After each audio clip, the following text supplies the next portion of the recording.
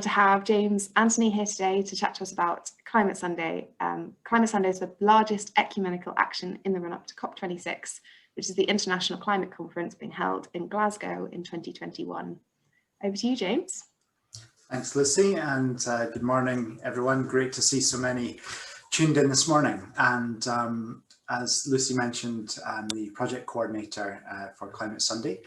And this initiative is an initiative of churches together in Britain and Ireland's Environmental Issues Network.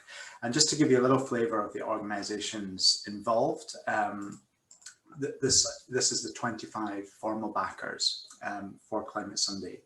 And it really includes every major denomination across Britain and Ireland, as well as many of the Christian charities that are involved in environmental work, both here in the UK and around the world. So fantastic to have such a large group of organisations involved. And as Lucy mentioned, Climate Sunday is the largest ecumenical initiative specifically on climate change in the run-up to COP26, which is happening this November in Scotland. And what Climate Sunday is all about, we've kind of put this into three categories or three opportunities for local churches. And the first is worship.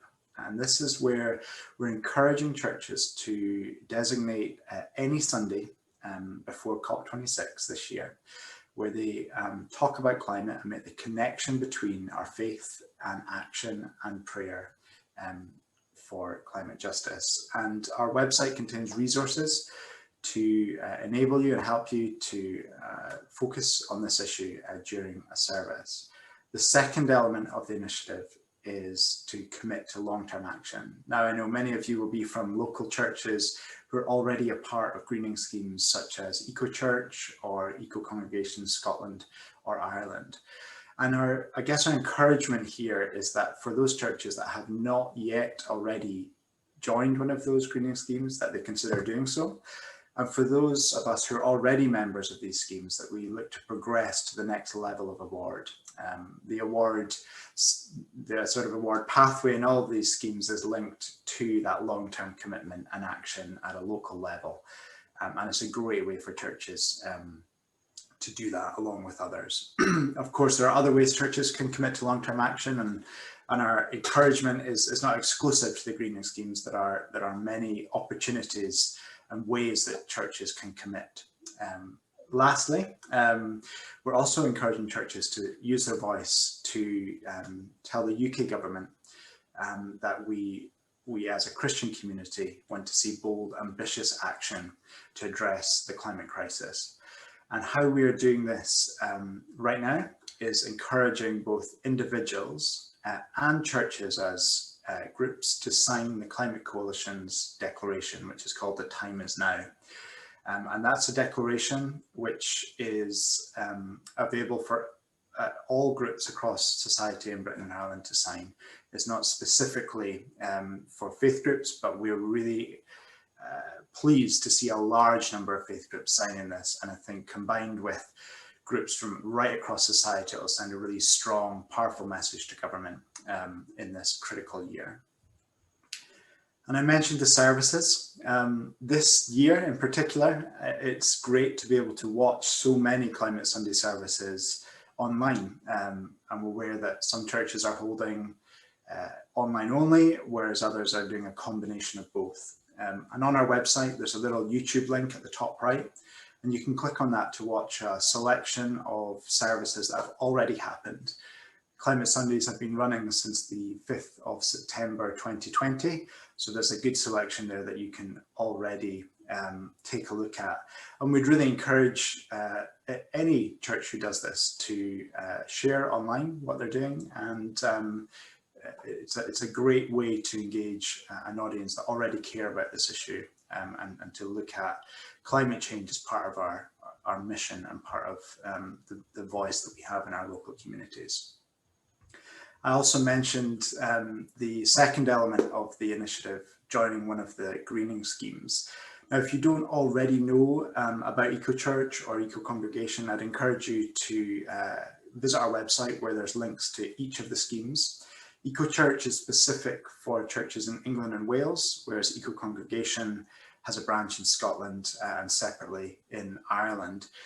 A membership of these greening schemes is free. There's also great resources and practical things that churches can do, from managing buildings to grounds to community action and looking at behaviour change initiatives as well.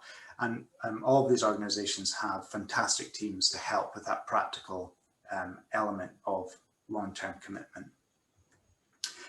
And I mentioned the third part of our initiative, which is the Time is Now Declaration. And just to give you a little flavour of the impact that this type of declaration has, this short video from the Climate Coalition explains some of the past petitions and the change that that's achieved, and also what we're hoping to achieve with the Time is Now. So I'll hit play on this.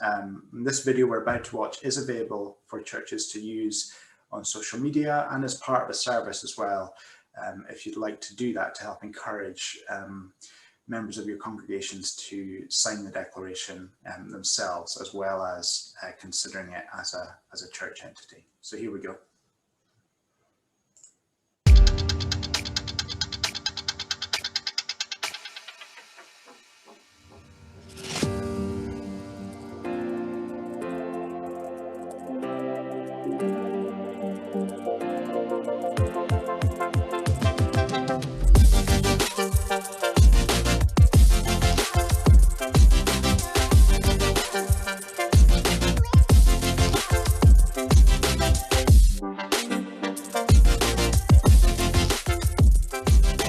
We have been presented with two options, and we need to choose.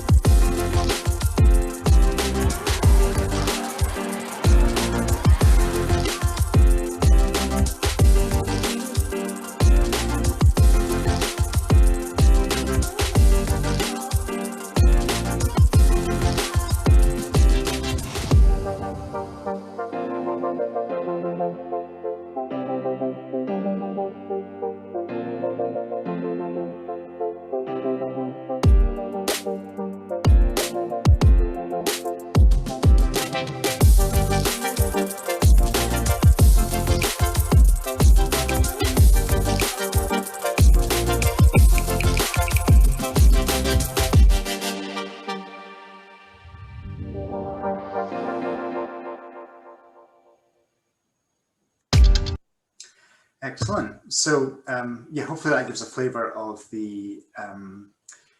what's possible when society and faith groups in the UK come together and really demonstrate to our government the strength of feeling around what needs to happen to address this issue. And obviously the opportunity this year is particularly important because of COP26, which is happening in November in Glasgow. And just before this, we will be holding a national event, also in Glasgow, on the first Sunday of Creation Tide. And this national event will celebrate the achievements over the previous year of local churches from across Britain and Ireland who've held Climate Sunday services, committed to long-term action, and used their voice to speak up. And we'll be presenting all of that to UK government in some way at this event, as well as at the COP conference in November.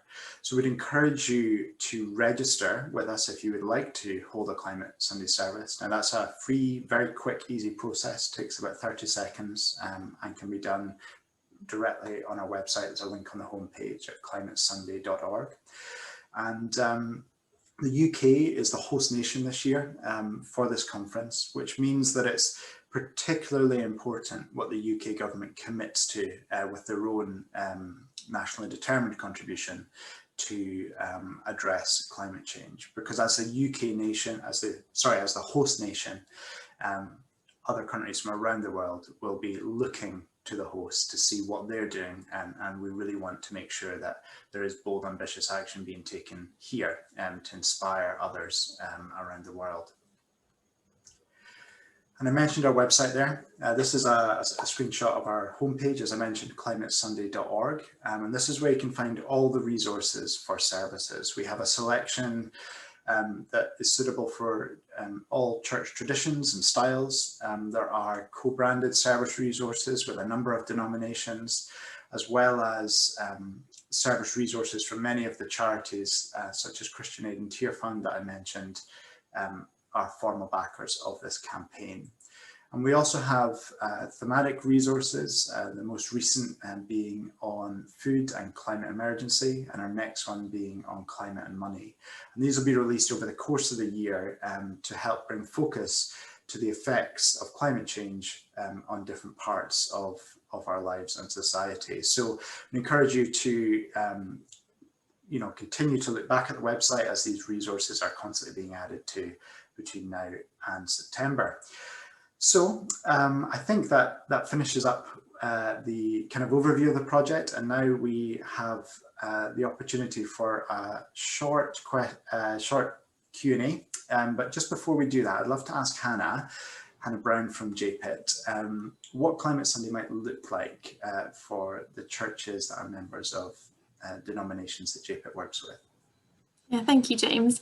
We just wanted to take a little bit of time to recognise that because all of our denominations look different, all of our local church expressions look different, that Climate Sunday will look different in each of our churches. And I think something that Climate Sunday really wanted to encourage was that each climate service was a particular expression of the way that our congregations worship and engage with issues like this. And so if you head onto the Climate Sunday website, the Resources Bank has a real diversity of different worship expressions, different expressions of prayer that you can use and get involved with, all the way from kind of your traditional liturgical service to some more creative and kind of alternative ways of worship.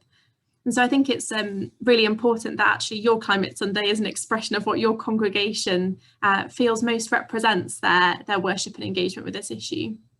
But one thing that I think we're trying to encourage across all services is that it holds an element of each of those three areas, that kind of prayer and worship, the commitment to long-term action, and that call to speak up.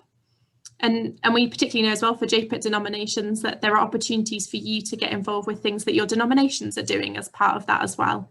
So you've got the kind of resources and commitments that your denomination might have made to different environmental issues, statements that they might have made, or resources that they might have produced, that you can get involved with Climate Sunday as well. And through JPIT, we'll be kind of encouraging advocacy and action around the COP, including with the Time Is Now and the Climate Coalition. So there'll be further ways for you to look at how your church could be engaging around advocacy and action and campaigning in that Speak Up section as well. So I think the invitation is for your Climate Sunday not to look like everybody else's, but to look like what an expression of your congregation, your church family's worship looks like, and to get involved with what's going on wider as well in your denomination and beyond that too. Excellent, thank you, Hannah. And really encourage everyone, if you have any questions, please start popping those in the chat. We'll start answering those in a second. Just before we do, it'd be great to get a feel for your plans for your congregation. And we've got a short poll that just asks 3 simple questions. You can just tap on the relevant answers. I'm going to launch that poll now. And as I say, this is just to get a little feel for what you're thinking around Climate Sunday and involvement with greening schemes, and also that Time Is Now declaration. So we'll just give a minute or so to give everyone a chance to read this, and I'll be able to see the votes as they come in.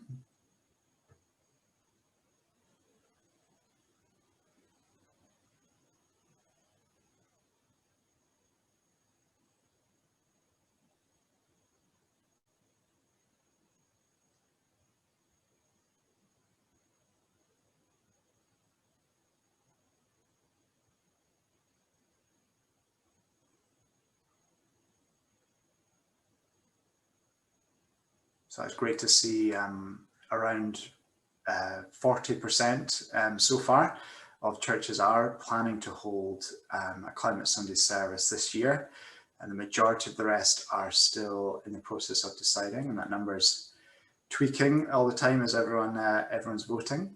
And great to see that the majority here today as well are inspired to progress with an award with the greening scheme that they're a member of. And also around 40% looking to consider joining one of those schemes too. So I think there's 10 or so more people who could vote if you want to. So just keep this open for a little bit longer. And great to see as well that around 70% of people so far are keen to speak with their church leadership about signing up to the Time Is Now declaration. And also many have signed as an individual too, which is great. So just leave this open for a few more seconds if anyone else would like to vote. Okay, I'll close the poll now and share the results with you.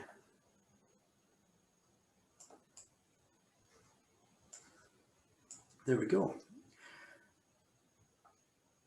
So great, and I can see some questions have started to come in on the chat as well. So Lucy, over to you if you want to put those to me. I'd love to. Thank you, James. Yeah, just keep your questions coming, and yeah, it will be really great to hear anything that you want to ask James or Hannah as well.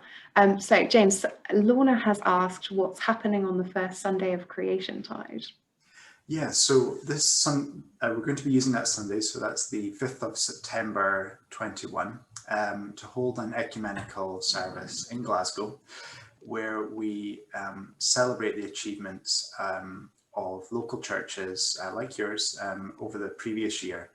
And at that service, we'll be presenting to UK government this sort of aggregate of all the services that have happened, all the commitments that local churches have made to long-term action, and also that declaration that many individuals and churches have signed. And what we're working towards is thousands of churches taking part in this initiative. As I mentioned, every major denomination, from small independent networks to large denominations, such as those represented by JPIT, are involved in this and encouraging their congregations to take part. So we really do think there will be a significant sort of groundswell of climate action and feeling happening that will really demonstrate to government that this is something that churches do care about, and this is something that affects our neighbours in the global south who may be more affected by the impacts of climate change. And there's obviously that climate justice element, which is present in everything that we do on this. So yeah, so that service, as I say, will be presenting those asks to government, and the months before COP26 are really the key ones, which is why we've positioned it there rather than sort of at the conference, because many of the decisions are actually taken in advance of the conference, and the pressure that we can put on government and what we can demonstrate in terms of public opinion, earlier that happens, which is why we've picked that date. The better and the more effective. Great, thanks, James. That sounds really exciting. And somebody else has asked, do you have any suggestions for engaging with local MPs, especially those who are not willing to engage with local people? Yeah, absolutely. So there's a really fantastic service from Hope for the Future, who employ sort of faith engagement, or have a faith engagement sort of strand to what they do. But in essence, what that looks like is support for your church, one-to-one support, to you know, how to meet with your MP, how to request a meeting, what approach to take when you're engaging with your MP. They will do some research and look at their previous you know, voting history on these types of issues, the things that they are particularly interested in. And also, you know, as a church, you can talk with them around particularly what you would like to talk to your MP about, because there's obviously so much when it comes to climate change, and that may be a local issue that you want to discuss with them, or maybe an international one. So I would encourage you to engage with Hope for the Future if you would like that level of support with engaging with your MP, particularly useful if you haven't done that before or haven't had success in that area before. As I say, that's a free service that exists specifically for churches. And when you're reading the thematic resources on our website, there's always a section on the action you can take, and their service is mentioned there as one of the ways that you can take that forward. Thanks, James. And a couple of people have asked about the details about registering for Climate Sunday. What does it involve? What happens when you register? And does the minister have to do it, or can anyone in the church? Yeah, so anyone who, anyone can register. So climatesunday.org, right on the homepage there's a registration button. And what we do is just capture some simple details. So, you know, the name of your church, your contact details, and the date that you're planning to hold your Climate Sunday service. In addition, if you are going to be doing that online, the link to where others can watch that. So for example, if you use YouTube, the YouTube link, and that then means that we can look to include that in that selection of services that others can view for inspiration. In terms of registration, there is no cost.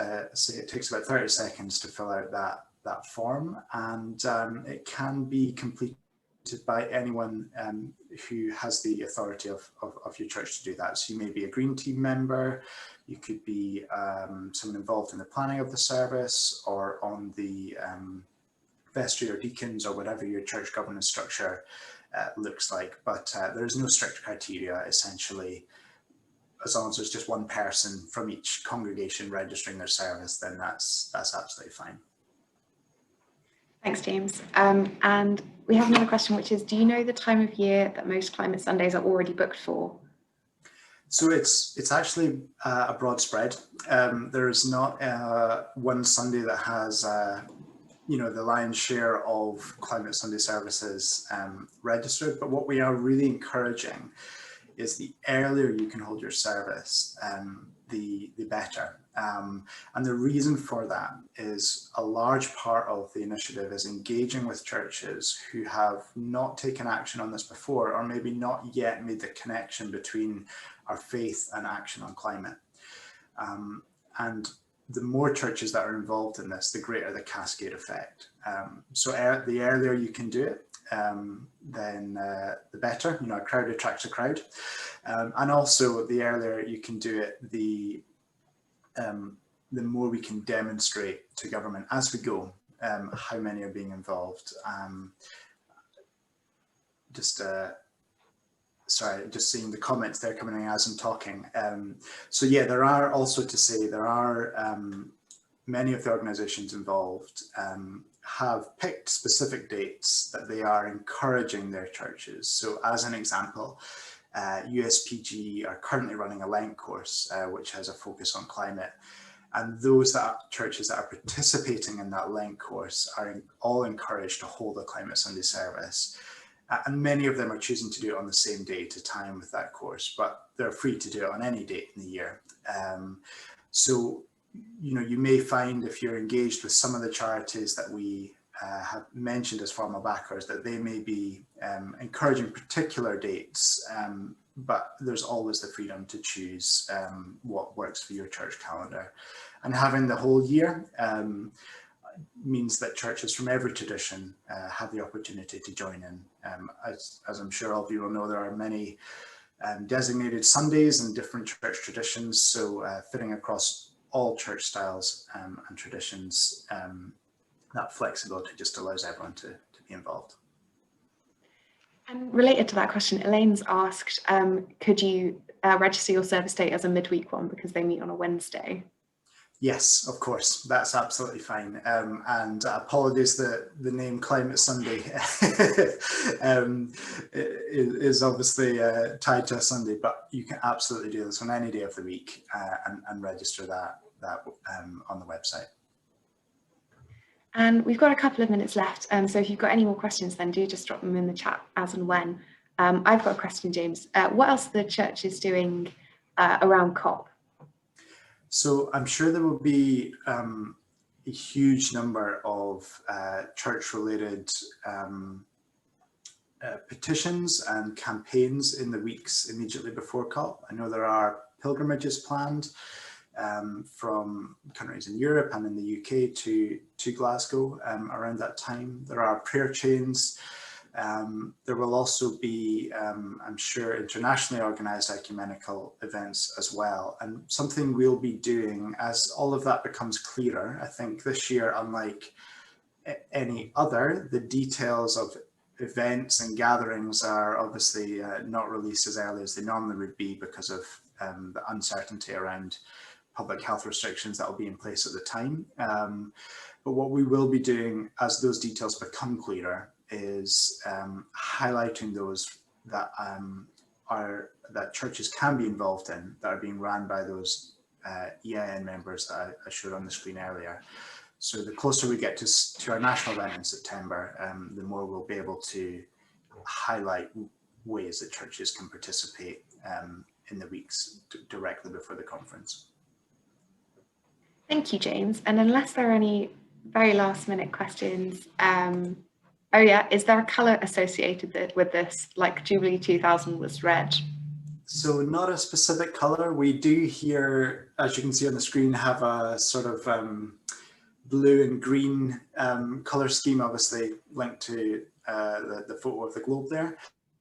And all of the, the PowerPoint template and many of the graphics that you'll see on our website and stuff are available for churches to use, and the email that you receive after this event will have a link where you can download some of those assets to use on your social media or as part of your service as well. So not a specific colour, but the logo is there and you are free to use that when you're running and promoting your Climate Sunday as well. Thank you, James. And thank you so much for everyone for joining us today and for all of your questions and your comments. We'll be sending around an email directly after this meeting with links and resources and a great way that you can get in contact with us and with James, and if you have any more questions to ask. So I hope you have a really lovely rest of your day and that you've enjoyed this coffee break. And thank you so much for joining us.